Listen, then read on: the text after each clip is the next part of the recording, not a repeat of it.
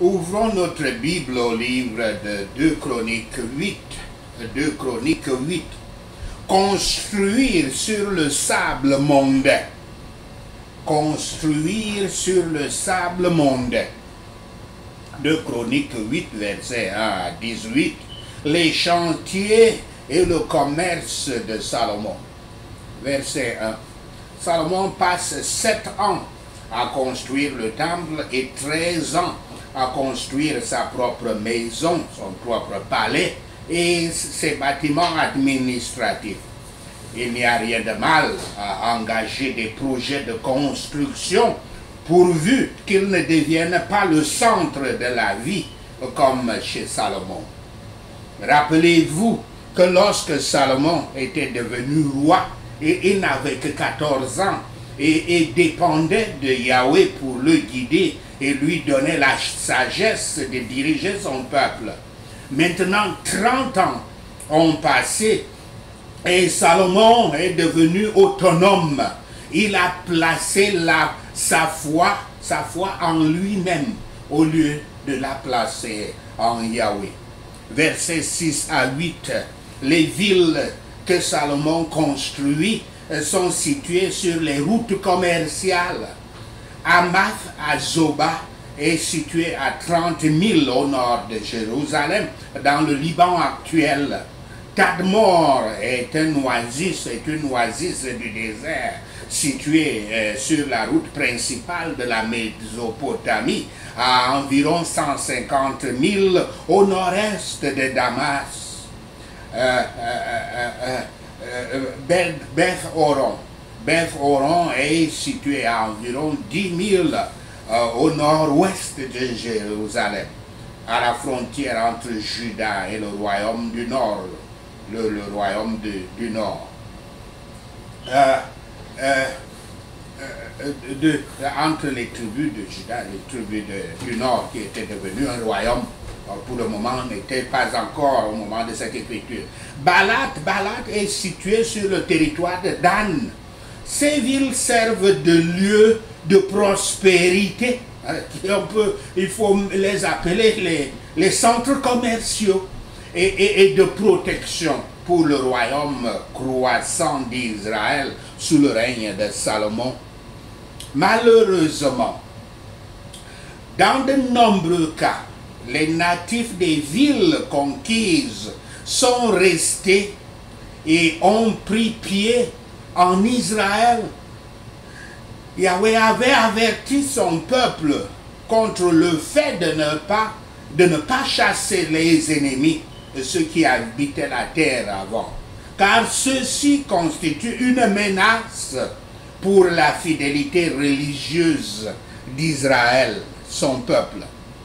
Versets 9 à 10. Salomon n'utilise que des étrangers et non pas ses propres frères comme force de travail forcée ou esclaves. Les enfants d'Israël sont placés dans des positions plus élevées, supervisant le travail. Yahweh n'a pas permis à son peuple d'Israël, c'est-à-dire le peuple des croyants, tous les croyants sont les descendants d'Abraham, il n'a pas permis au peuple des chrétiens de pratiquer l'esclavage comme nous connaissons l'esclavage aujourd'hui. Il punit sévèrement les actes d'esclavage. Je cite: celui qui dérobera un homme et qui l'aura vendu ou retenu entre ses mains sera puni de mort. Fin de citation. Citation d'Exode 21, verset 16. Faisons ici cette précision importante dans la définition du mot esclave. Le terme esclave ou esclavage dans l'Ancien Testament est souvent une erreur de traduction. La loi mosaïque fait généralement référence à la servitude.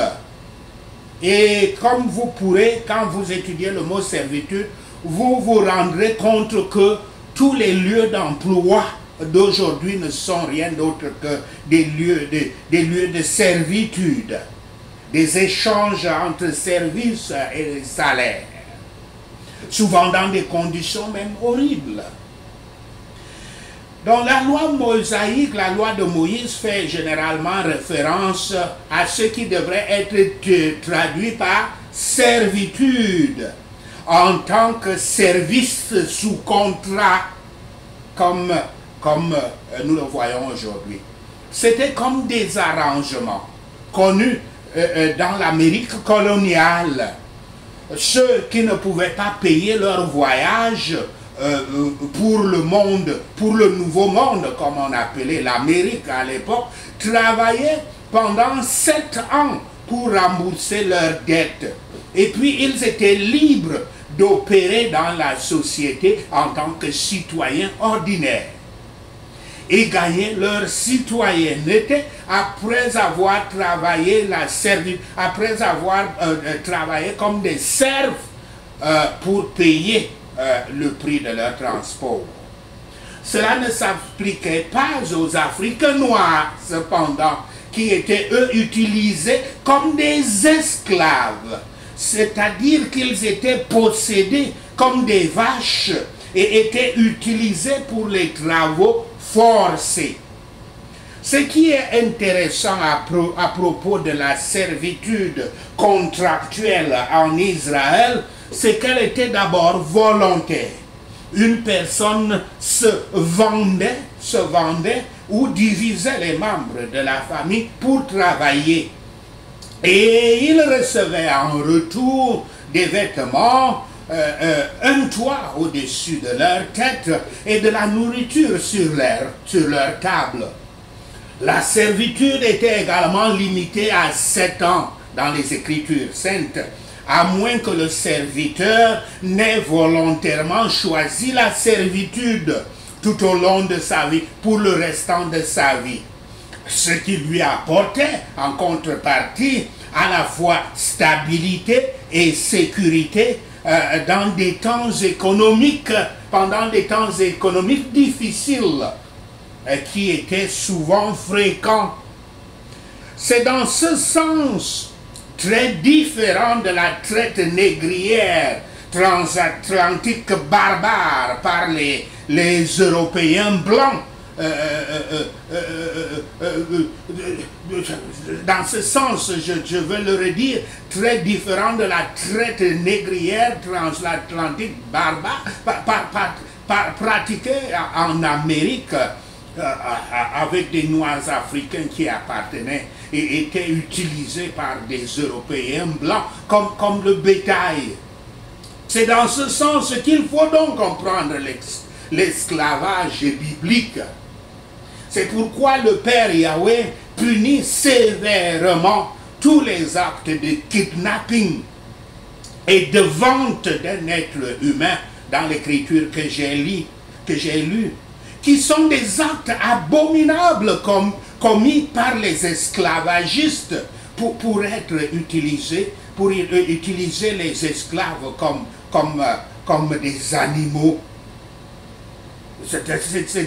C'est comme ça donc qu'ils kidnappaient des gens en Afrique et les vendaient sur les marchés américains pour être utilisés comme des animaux.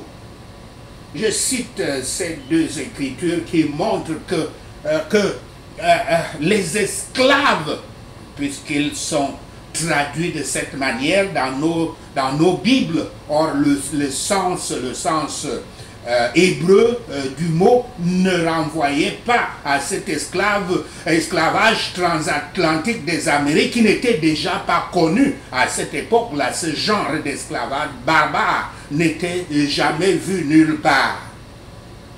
Donc je cite ces deux écritures qui montrent que les esclaves bibliques étaient protégés par les lois de Yahweh. Je cite: si un homme frappe l'œil de son esclave, homme ou femme, et qu'il lui fasse perdre l'œil, il le mettra en liberté pour le prix de son œil. Fin de citation. Citation d'Exode 21, verset 26.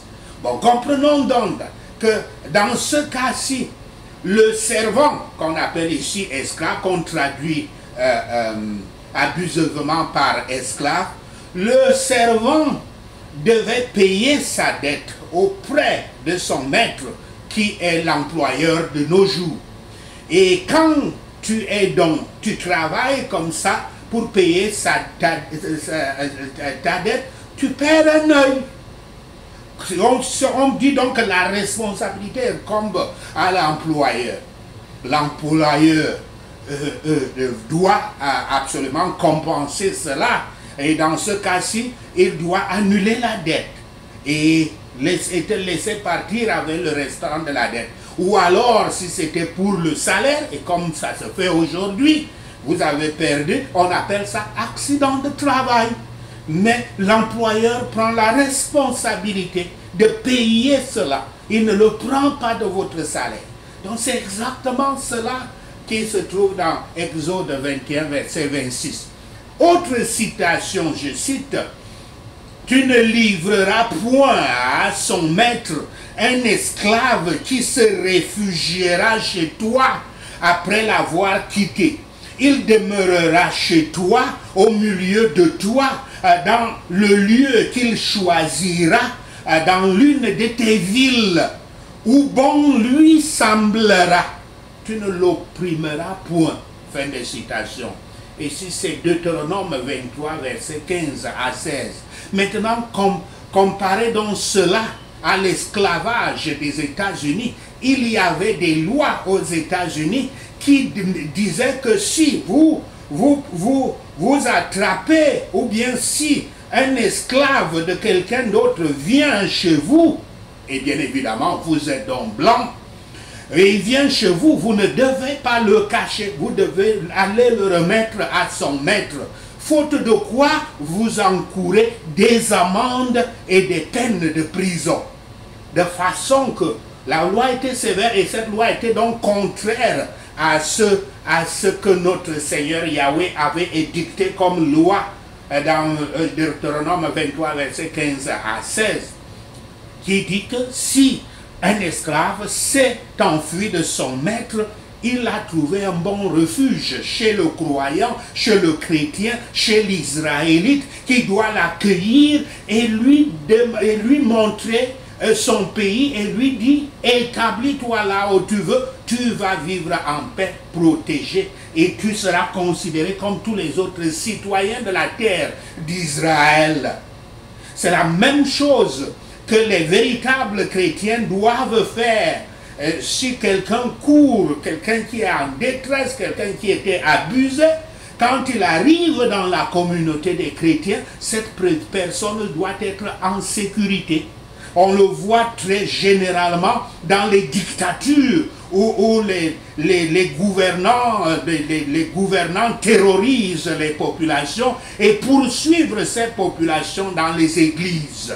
Nous l'avons vu dernièrement, ces derniers jours, dans une église catholique de Manfé, où des prêtres ont joué leur rôle selon cette loi, Deutéronome 23, versets 15 à 16, et qui étaient, vous connaissez les prêtres, et eux ne sont pas des bagarreurs, mais ils étaient capables de résister aux forces de la terreur du pouvoir en place, qui venait dans l'église pour arrêter le catéchiste de l'église, qui voulait arrêter les gens entrés. Désormais, donc, pour continuer, la façon dont Salomon et les autres rois israélites traitaient les tribus locales en les utilisant comme du travail forcé, comme des esclaves, est assez semblable à l'esclavage transatlantique des États-Unis, des Amériques, pas seulement des États-Unis. Un tel esclavage barbare est puni par Yahweh, par la mort comme un péché.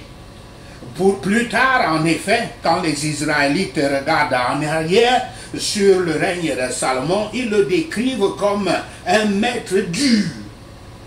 Et même s'ils étaient privilégiés, parmi les autres nations. Ils avaient en effet demandé à son successeur Réhoboam d'enlever le lourd joug de l'esclavage sur eux, je cite. Ton père a rendu notre joug dur. Maintenant allège cette rude servitude et le joug pesant que nous a imposé ton père, et nous te servirons. Vous voyez que ici c'est 2 Chroniques 10 verset 4. Vous voyez que dans ce verset, vous avez les 2 sens de l'esclavage qui est qualifié en termes de joug dur, et puis de servant qui est qualifié comme un travailleur, un simple travailleur. Il faut parfois plus de sagesse et de résolution pour gouverner une famille dans la crainte de Yahweh que de gouverner un royaume par la réputation. Bon, autre chose, la difficulté est augmentée quand un homme a un obstacle au lieu d'une aide dans la femme de son foyer.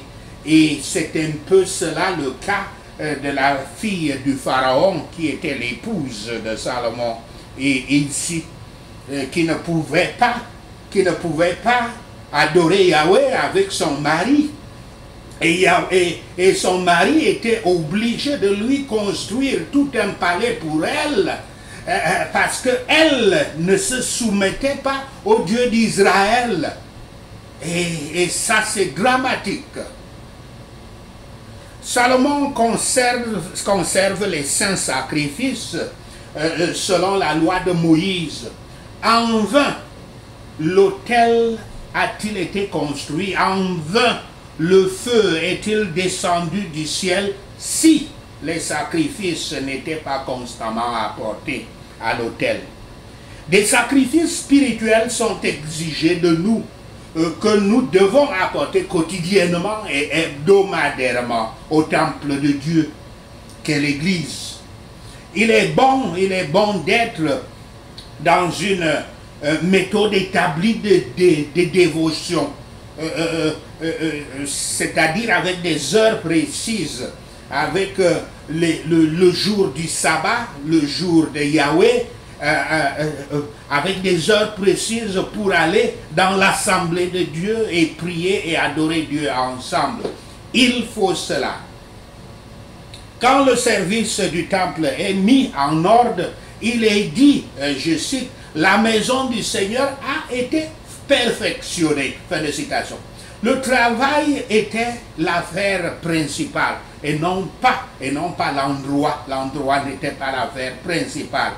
C'est plutôt l'œuvre, je dois appeler ça l'œuvre de la dévotion du service de Dieu est la chose principale et non pas l'endroit. Le temple était inachevé tant que tout cela n'était pas fait. Canaan était un pays riche et pourtant Salomon doit envoyer chercher l'or à Ophir. Ophir qui se trouvait sur la côte orientale de l'Afrique. Les Israélites étaient un peuple sage, mais devaient être redevables au roi de Tyr.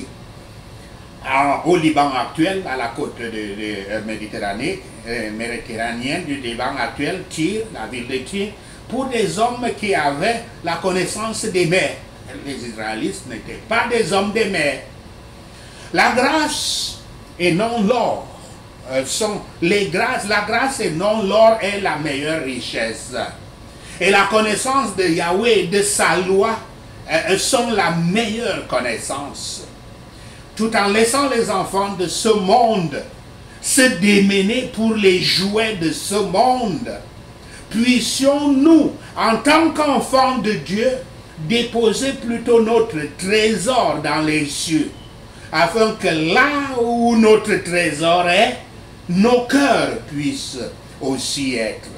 Sachez cela, et le Seigneur Yahweh vous bénira. Amen. Alléluia. Prenons ces points de prière. Je ne ferai pas de projet de construction, la seule focalisation de ma vie, au nom de Yahshua le Messie. Je veillerai à ne pas placer ma foi en moi-même, mais plutôt en Yahweh seulement, au nom de Yahshua le Messie. Je ne me ferai pas le plaisir de vivre avec les incroyants, au nom de Yahshua le Messie. Je n'utiliserai jamais une personne comme un instrument de travaux forcés ou un esclave, au nom de Yahshua le Messie. Dans ma distribution des opportunités, je veillerai à ne pas commettre la discrimination et le favoritisme, au nom de Yahshua le Messie. Je ferai attention à ne pas mettre un joug lourd sur quiconque, au nom de Yahshua le Messie. Père Yahweh, bénis-moi avec la sagesse pour gouverner ma maison dans la crainte de toi, au nom de Yahshua le Messie. Je porterai constamment des sacrifices à Yahweh sur l'autel de mon cœur, au nom de Yahshua le Messie. Seigneur Yahweh, aide-moi à garder le service du temple de mon cœur en bon ordre, au nom de Yahshua le Messie. Je fais la connaissance de Yahweh et de sa loi la meilleure des connaissances, au nom de Yahshua le Messie. Je considère la grâce comme la meilleure des richesses et non pas l'or, au nom de Yahshua le Messie. Je laisse les enfants du monde se démener pour les jouets du monde, au nom de Yahshua le Messie. Enfant de Yahweh, je mets mon cœur, je mets mon trésor au ciel, au nom de Yahshua le Messie. Père Yahweh, ne me laisse pas tomber dans le piège mortel des richesses et des plaisirs mondains. Merci Seigneur. Au nom de Yahshua le Messie, nous prions. Amen. Merci Seigneur d'avoir entendu nos prières. Merci Père Yahweh pour tes réponses à nos prières. Seigneur, nous te rendons gloire, nous te louons, nous t'adorons. Nous bénissons ton Saint-Nom. Au nom de Yahshua le Messie, nous prions. Amen.